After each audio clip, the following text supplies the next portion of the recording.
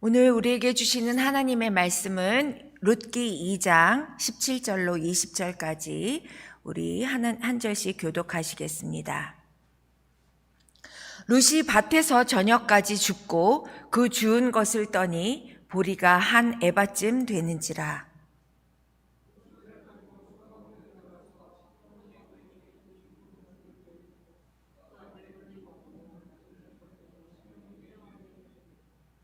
시어머니가 그에게 이르되 오늘 어디서 주었느냐 어디서 일을 하였느냐 너를 돌본 자에게 복이 있기를 원하노라 하니 룻이 누구에게서 일했는지를 시어머니에게 알게 하여 이르되 오늘 일하게 한 사람의 이름은 보아스니이다 하는지라.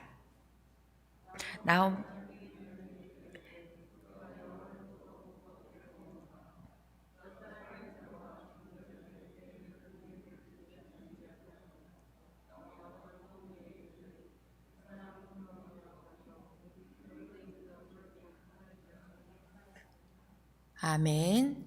좋은 아침입니다. 새벽 예배에 함께 하신 여러분들을 진심으로 환영합니다. 과부가 된 이방 출신인 룻은 시어머니인 나오미의 초라한 귀향에 베들레헴으로 함께 들어왔습니다.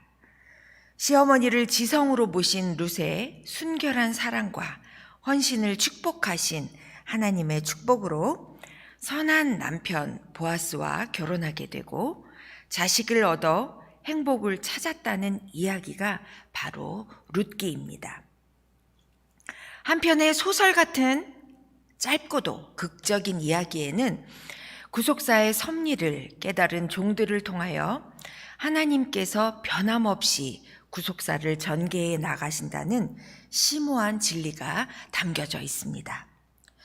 하나님께서는 구속사를 전개해 나가시는 도구로 구약 이스라엘의 선민적 특권이 극히 중요시되던 그 시기에 이방 여인을 택하셨습니다. 그리고 그녀가 하나님을 자신의 하나님으로 택하는 신앙을 결단하게 되자 인간적으로 아무 볼품이 없던 그녀를 하나님께서는 구속사에 사용하셨습니다. 룻과 모든 구속사적 축복의 원천이 되는 보아스가 만난 것은 그녀가 시어머니 나오미를 위하여 봉양하고 있을 때였던 점도 우리는 주목해 봐야 할 부분이 바로 이 룻기서의 내용 중에 있습니다. 하나님은 당신의 사랑하는 자가 일상생활의 작은 일에서부터 신앙적 사랑과 충성을 보일 때 그를 들어 쓰시고 축복해 주십니다. 아멘. 보아스는 구약 율법의 계대 결혼법에 입각해 룻과 결혼할 수 있는 친족이었습니다. 율법적 승인을 받은 보아스와 룻은 결혼을 하게 되고 둘 사이에서 낳은 아기는 율법상 나오미의 남편의 가계를 회복시키는 아들이 되어서 끊어질 뻔한 그 가문이 계속되어지는 축복이 더해져 가게 됩니다. 그리고 그 아들이 이스라엘 역사의 가장 위대한 왕인 다윗의 조상이 되고 나아가 예수 그리스도의 조상까지 되는 이 놀라운 구속사적 은총이 더해지게 됩니다. 우리는 룻기를 통해서 당시 히브리 사회의 독특한 제도를 이해하고 봐야 할 부분이 한 가지가 있습니다. 그것은 바로 고엘 제도라고 하는 것인데 이 고엘 제도는 혈연 공동체를 중심으로 사회생활이 영위되던 때에 공동체 사회를 유지하기 위한 방법으로 근동에서 널리 알려졌던 제도입니다. 성경에서는 이 고엘 제도에 대해서 구체적으로 언급하고 있지는 않습니다. 그러나 민수기 35장에 거론된 도피성 제도라든가 신명기 25장에 거론되어 있는 계대 결혼법 등이 이 제도, 이 고엘 제도에 대하여 간접적으로 증명해주고 있는 부분입니다. 이 도피성 제도라는 것은 친족 중에 누군가가 살해를 당했을 때 대신 원수를 갚아주는 피해 복수에 자신의 의도와는 상관없이 누군가를 죽였을 경우에 무시무시한 이 피해 보복으로 벗어날 수 있는 피할 수 있는 제도가 바로 이 도피성 제도인 것입니다. 히브리어의 그 고엘은 친족이라는 뜻입니다. 가장 가까운 친척의 역할을 맡다라는 의미로 친족들 사이에서 지켜야 할 권리와 의무에 대한 제도를 일컫습니다. 예를 들면 가난한 형제가 빚 때문에 종으로 팔려가게 되었을 때 가까운 친척이 그 빚을 갚음으로써 그 종에 끌려간 그를 굴레에서 해방시켜 주어야 하는 제도가 바로 이 고엘 제도입니다. 또한 형제가 자신의 토지를 팔았을 경우에 가까운 친척이 일정 기간 후에 그 값을 치름으로써 다시 그 토지를 돌려받게 하는 제도도 이 고엘 제도입니다.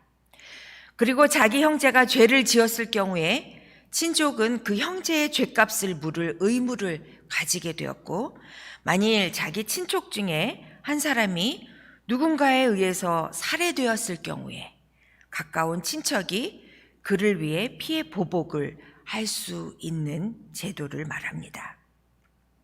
마지막으로 이 룻기에 나와 있는 이 고엘 제도는 가장 중요한 하나의 그 고엘 제도의 의미로서 형제가 자식이 없이 죽었을 경우에는 가까운 형제 순으로 남겨진 그 형제가 미망인과 계대 결혼을 하여서 그 가문이 존속되어지게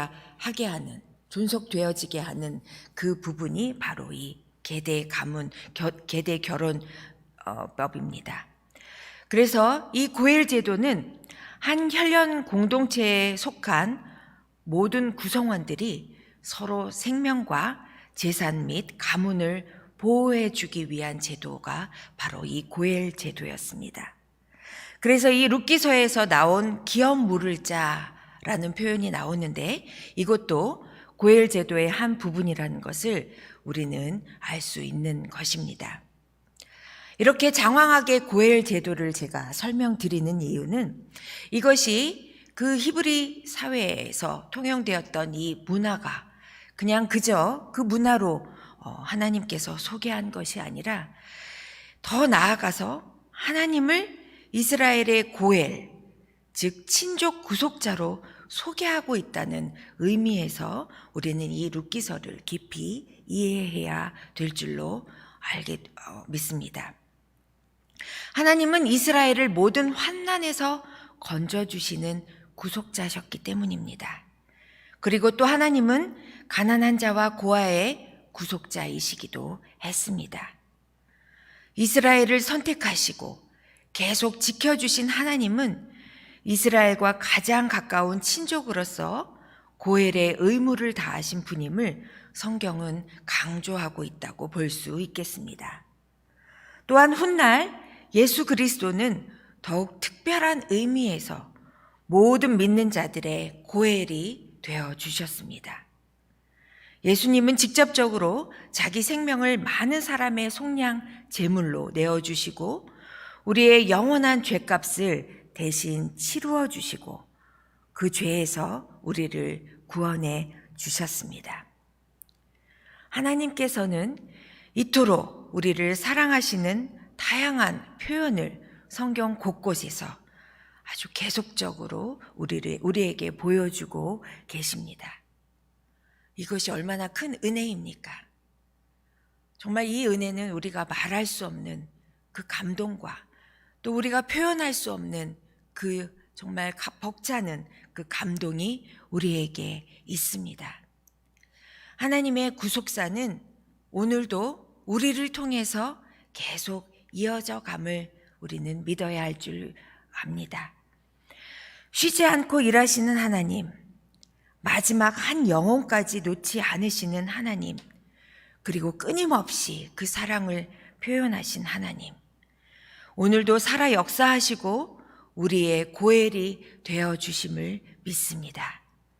오늘 이 말씀을 붙드시고 또 하루를 주님의 은혜 가운데 살아내실 때에 우리의 고엘 되어주시는 그 하나님을 묵상하시고 또 우리에게 맡겨주신 이 사명을 또 우리에게 맡겨주신 이 공동체를 서로가 서로에게 고엘이 되어줄 수 있는 부분에 대해서 우리가 한번 생각해보는 그런 귀한 하루가 되시기를 간절히 소망합니다. 기도드리시겠습니다. 은혜로우신 하나님 감사합니다. 오늘도 저희에게 허락하신 이 하루를 귀하게 살아내고 싶습니다. 저희들의 마음 가운데 주의 말씀과 또 사랑으로 또 은혜로 우리를 세워주시고 또 우리의 죄 가운데 우리가 넘어지나 그럼에도 불구하고 하나님의 오른팔로 우리를 붙잡으시는 그 하나님의 굳은 믿음에 감사드립니다. 우리 참교회를 통하여 하나님 우리가 더욱더 성장하는 교회가 되게 하여 주시고 또 오늘 룻기서를 통하여 주신 이 말씀처럼 서로가 서로에게 고엘이 되어줄 수 있는 아름다운 교회가 되게 하여 주옵소서. 담임 목사님을 우리가 늘 중보하게 하여 주시고 또 하나님의 귀한 사명을 잘 감당하실 수 있도록 우리 담임 목사님 늘 성령 충만함으로 붙들어 주시옵소서. 우리 지체들 지금 너무나도 몸이 연약하여 아픈 분들이 많이 있습니다. 그들을 회복시켜 주시고 속히 건강하여서 다시 죄전으로 나오실 수 있도록 하나님 은혜 베풀어 주시옵소서. 감사드리며 이 모든 말씀 우리 주 예수님의 이름으로 기도드립니다. 아멘.